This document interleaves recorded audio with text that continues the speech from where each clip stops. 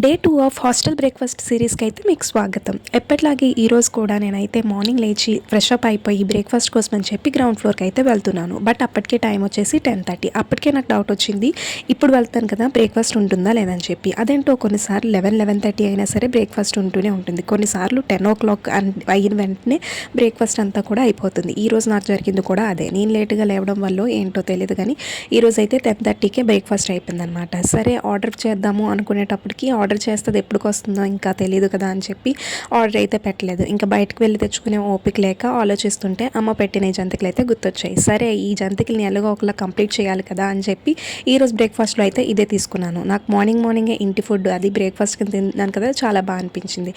By the way ఈరోజు అయితే మా హాస్టల్లో వచ్చేసి బ్రేక్ఫాస్ట్ పూరి పెట్టారు. పూరి పెట్టిన రోజు ఎప్పుడు అంతే త్వరగా అయిపోతుంది.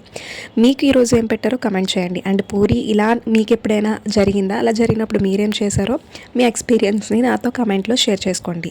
అండ్ నాకు ఈరోజు ఒక విషయం మాత్రం బాగా అర్థమైంది. అలారం పెట్టుకొని అయినా సరే కొంచెం త్వరగా లేవాలి, లేకపోతే రోజు బ్రేక్ఫాస్ట్ అయిపోతుందని.